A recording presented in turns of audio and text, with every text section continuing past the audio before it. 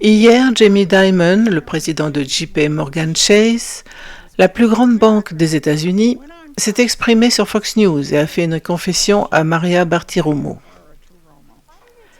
Pourquoi le monde des affaires américain a-t-il mis autant de temps à comprendre que les chaînes d'approvisionnement et d'ailleurs les élus, le Congrès et la Maison-Blanche, comment se fait-il qu'il ait fallu autant de temps pour comprendre qu'on ne peut pas laisser d'autres pays, en particulier nos adversaires, fabriquer nos produits? C'est important. Nous aurions dû le comprendre il y a 15 ans. Réfléchissez à ça. L'homme qui se trouve au cœur même du système financier, qui a vidé l'industrie américaine de sa substance, dit aujourd'hui que c'était une erreur et que nous aurions dû nous en rendre compte il y a 15 ans. Et il n'est pas le seul. Mark Carney tient le même discours que Trump. Tony Blair pose les mêmes questions que Trump. Tout l'ordre fondé sur des règles parle soudainement le langage de Trump. Mais si vous suivez les gros titres des médias grand public, vous ne voyez rien de tout cela.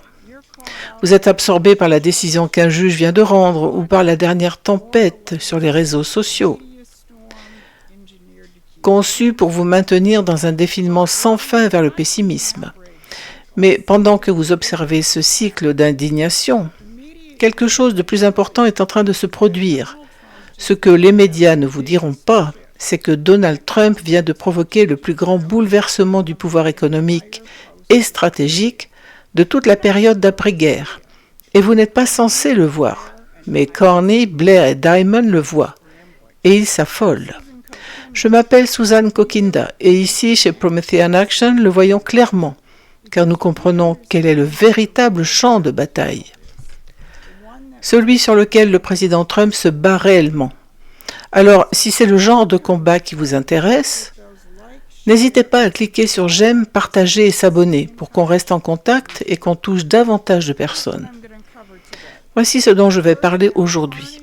Premièrement, comment Carney, Blair et Dimon se font soudainement l'écho de Donald Trump et s'empressent de verser leur vieux vin impérial dans des bouteilles rebaptisées. Deuxièmement, pourquoi la renaissance du système américain par cette administration est la raison pour laquelle ils ont soudainement dû commencer à parler d'industrie et de croissance. Et troisièmement, pourquoi leur relooking est voué à l'échec. Car on ne peut pas faire revivre le système américain sur la base des principes impériaux britanniques. Commençons donc par ce relooking. Lorsque vos ennemis commencent à parler comme vous, vous avez déjà gagné la bataille. Cette semaine, nous avons entendu Mark Carney et Tony Blair, deux des acteurs les plus notoires de cet ordre d'après-guerre fondé sur des règles. Puis Jamie Dimon s'est joint à eux pour faire bonne mesure. Le Premier ministre canadien et banquier central Mark Carney était donc au New York Economic Club le 28 mai, où il a répété son discours désormais familier, selon lequel l'ordre fondé sur des règles est rompu par les politiques de Donald Trump et qui s'y accrocher avec nostalgie n'est pas une option. Mais il s'est ensuite lancé dans son nouveau discours sur la force du Canada. Ainsi, au cours de notre première année au gouvernement, nous avons réduit les impôts sur les revenus, sur les plus-values et sur les investissements des nouvelles entreprises. Nous avons introduit ce que l'on appelle la super-déduction pour la productivité. Nous sommes en train de catalyser 1 000 milliards de dollars d'investissement au Canada au cours des 5 prochaines années dans les secteurs de l'énergie, des transports, des données et de la défense. Nous avons lancé nos réformes réglementaires les plus importantes depuis des générations afin d'accélérer la mise en œuvre de projets d'infrastructures de plusieurs centaines de milliards de dollars visant à bâtir la nation. Et nous réalisons pleinement notre potentiel en tant que superpuissance énergétique. Car un pays incapable de se nourrir, de s'approvisionner en énergie ou de se défendre n'est pas véritablement souverain. Car aujourd'hui, l'autonomie stratégique s'étend également à la mise en place de partenariats dans les domaines de l'IA, des paiements financiers, de l'espace et des minéraux critiques. Voilà donc Mark Carney qui parle de souveraineté économique. d'énergie et d'investissement des entreprises dans les minéraux stratégiques. On dirait presque une discussion lors d'une réunion du cabinet Trump. Mais Carney ne rejoint pas le mouvement MAGA, car le reste de son discours met en avant toutes les politiques sous-jacentes du mondialisme. Le libre-échange, l'énergie verte et la guerre perpétuelle avec la Russie. Eh bien, voici ce qui se passe quand on s'en tient à ces politiques mondialistes. Quelle que soit la manière dont on souhaite les présenter sous un nouveau jour. Reuters vient de le rapporter. Une récession technique surprise pour le Canada. Et ils indiquent que l'économie canadienne a enregistré une contraction inattendue au premier trimestre par rapport à l'année précédente, ce qui fait 2 trimestres consécutifs de baisse annualisée. Ce n'est pas exactement ce qu'on appelle un Canada fort. Mais regardons un autre modèle de l'ordre d'après-guerre, celui de l'autre côté de l'Atlantique. Tony Blair vient de publier une analyse rétrospective de la défaite électorale épique de Keir Starmer lors des élections locales britanniques il y a quelques semaines. Et Blair s'est exprimé sur le débat au sein du Parti travailliste dans un très long article intitulé « Le Parti travailliste joue avec le feu quant à son avenir et celui du pays ». Blair soutient que le Parti travailliste va devoir réévaluer sa position de gauche modérée. Il a déclaré « Le gouvernement gouverne à partir d'une position essentiellement traditionnelle de gauche modérée, fermement ancrée dans la zone de confort du parti. Que cela passe par un changement de direction ou non n'a aucune importance. Si cela ne commence pas par un débat politique, accordons-nous vraiment la priorité à la croissance économique essentielle, non seulement pour la prospérité, mais aussi pour la justice sociale ? Si nous mettons en œuvre toute une série de politiques susceptibles de la restreindre, notre économie a-t-elle besoin à l'heure actuelle d'un objectif d'énergie propre ou d'énergie bon marché ? Comment justifier d'alourdir la facture de l'aide sociale alors qu'elle est déjà en train d'exploser et que les impôts sont élevés et ne cessent d'augmenter ? Et qu'on nous dit qu'il faut augmenter les dépenses de défense pour se préparer à l'éventualité d'une guerre. Vous avez compris ? Tony Blair remet en question l'énergie propre, la société d'aide sociale et les dépenses de défense. L'homme qui nous a donné le New Labour et la guerre en Irak. Ainsi, alors que Blair et Carney tentent de se refaire une image, Jamie Dimon fait des aveux. Il se trouve en Californie au Forum économique Reagan 2026, aux côtés de Scott Bessent, que nous entendrons dans un instant. Mais dans l'extrait que nous avons montré au début de l'émission, Jamie Dimon a reconnu que la délocalisation avait été un désastre. Il s'est également rallié à l'avis du nouveau président de la Fed, Kevin Warsh, quant à la nécessité de réduire le bilan de la Fed, qui a été une source d'argent quasi gratuit pour Wall Street, en particulier depuis la crise de 2008. Après avoir fait ses mea culpa, il s'est lancé dans un discours éloquent sur l'ancienne puissance des États-Unis, à l'époque où nous étions l'arsenal de la démocratie. Il faut lire le livre Freedom Forge, comment l'Amérique s'est pleinement engagée après Pearl Harbor, comme si nous étions passés de ne presque rien construire, ni navires, ni chars, ni avions, à la construction de 144 porte-avions en 4 ans. Aucune voiture n'a été produite en Amérique entre 1943 et 1945. Waouh! Toutes ces usines, sans exception, et pas seulement GM et Ford, toutes ces usines construisaient des bombardiers, des chasseurs, des chars, des jeeps, des navires. Nous sommes passés de la construction d'un Liberty Ship en 1 an à 2 jours. Il faut donc simplement mettre cette machine en marche, et espérons que cela permettra d'y parvenir assez rapidement. La mobilisation de la Seconde Guerre mondiale a été l'une des rares occasions au XXe siècle où nous avons réellement utilisé le système américain. Dimon a décrit le processus, mais il ne l'a pas nommé explicitement, car la compréhension du pouvoir du système américain est ce que l'Empire ne veut pas que vous sachiez, ni que vous utilisiez. Eh bien, nous voulons que vous le sachiez et que vous l'utilisiez. Alors rendez-vous sur Promethean Action et abonnez-vous à notre newsletter gratuite. Le lien se trouve dans la description.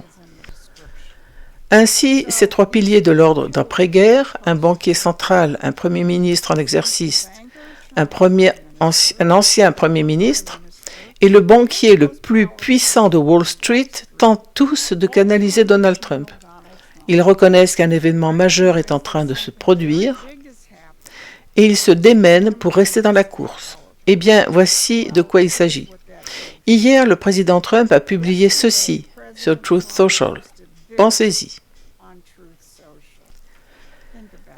Un pétrolier transportant près d'1 million de barils de pétrole américain en route pour le Japon.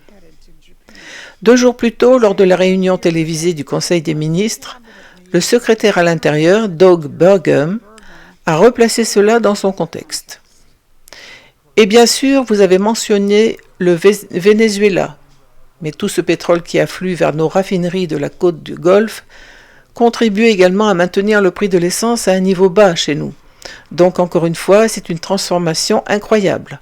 En résumé, le centre de la géopolitique autour de l'énergie s'est déplacé d'autres parties du monde vers l'hémisphère occidental. Ainsi, lorsque vous voyez ce pétrolier ou lorsque Burgum affirme que le centre de la géopolitique s'est déplacé, vous assistez en temps réel au remplacement du système britannique par le système américain. Et cela se produit parce que l'équipe de Trump rétablit consciemment les principes du système américain tout en rejetant tout aussi consciemment ceux du système britannique. Le secrétaire au Trésor Scott Bessent a prononcé un discours extraordinaire lors de ce même forum économique Reagan auquel Jamie Dimon assistait. Je vais vous présenter quelques points clés de ce discours. Voici le premier. La vérité, c'est que pendant trop longtemps, l'Amérique a dormi. Nous avons confondu confort et force. Nous avons substitué l'efficacité à la résilience et la consommation comme mesure de la prospérité. Nous nous sommes dit que tant que les produits étaient moins chers à l'étranger, peu importait que les usines ferment leurs portes dans le Michigan, l'Ohio ou la Pennsylvanie. Nous avons supposé que les chaînes d'approvisionnement fonctionneraient toujours sans heurts, que nos adversaires se comporteraient toujours de manière responsable et que la main invisible corrigerait les vulnérabilités, que trop peu d'acteurs de la vie publique avaient le courage d'affronter. Regardez ce qu'il vient de faire. Il a jeté par la fenêtre la fameuse main invisible de l'économie libérale britannique. Elle n'a pas protégé nos industries. En fait, elle les a détruites. Et un peu plus loin dans son discours, il l'a formulé autrement. Il a déclaré « Nous pensions que le système fondé sur des règles disciplinerait ses comportements, pour finalement constater que, dans trop de secteurs, il les a favorisés. » C'est un secrétaire au Trésor américain qui affirme que les piliers du système de libre-échange d'après-guerre, la main invisible, où le système fondé sur des règles non seulement n'ont pas fonctionné, mais ont favorisé la destruction de notre industrie manufacturière. Bessent a ensuite poursuivi. Les signaux d'alerte clignotaient tout autour de nous. Mais notre classe politique a préféré le confort des vieilles formules. Le moins cher était toujours mieux. La délocalisation était inévitable. La politique industrielle était démodée. Et la dépendance stratégique était acceptable, tant que le coût restait invisible. Derrière chacune de ces erreurs se cachait un échec plus fondamental de notre philosophie. En réduisant l'économie à la consommation, nous avons oublié la production. Nous avons mesuré l'abondance à la caisse plutôt qu'à la porte de l'usine. Une fois de plus, il s'attaque à l'un des principaux arguments de propagande de tout le système de libre-échange. Ils l'ont vendu aux gens en disant « Vous pouvez l'obtenir moins cher si vous externalisez. Mesurez votre vie à la caisse, pas à la porte de l'usine. Bessent affirme ensuite ce que nous avons abandonné et ce vers quoi nous devons revenir. En cours de route, nous avons perdu de vue un principe fondamental que les générations précédentes comprenaient instinctivement. La sécurité économique, c'est la sécurité nationale. Une nation incapable de fabriquer, d'extraire, de transporter ou de raffiner ce dont elle a besoin, cède peu à peu sa force et sa souveraineté à d'autres. C'est là une dépendance dangereuse pour n'importe quel pays. Car l'industrie manufacturière, c'est bien plus que des chiffres dans un bilan. C'est un réservoir de compétences pratiques. Ingénieurs et soudeurs, outilleurs ajusteurs et réseaux logistiques, directeurs d'usines et ouvriers, qui savent résoudre les problèmes sur le terrain. Mais l'Amérique s'est réveillée. Nous sommes conscients qu'une économie résiliente est le fondement d'une république forte. Que nous pouvons mesurer la santé de notre économie non seulement à ce qu'elle produit, mais aussi à ceux qu'elle élève. Que la sécurité des chaînes d'approvisionnement importe autant que les indices boursiers, que la capacité de production est synonyme de puissance. Cette dernière phrase, la capacité de production est un pouvoir, est au cœur du système américain. Mesurez votre économie selon la vision hamiltonienne des pouvoirs productifs du travail, c'est-à-dire notre capacité à transformer la nature, à dompter la terre et à nous multiplier.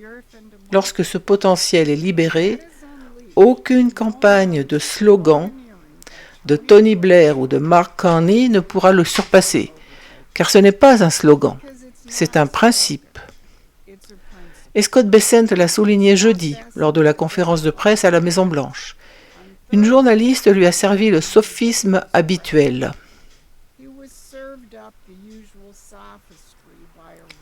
Merci, monsieur le secrétaire, je vous en suis reconnaissante. Étant donné à quel point les prochaines élections de mi-mandat dépendront de l'économie, qu'avez-vous pensé des commentaires du président Trump lors du Conseil des ministres hier, selon lesquels il se moquait des élections de mi-mandat? Donc, vous qualifiez le président d'homme d'État.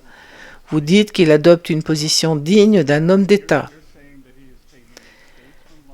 qu'il a une conviction profonde et qu'il estime que le plus important est que l'Iran ne dispose jamais de l'arme nucléaire.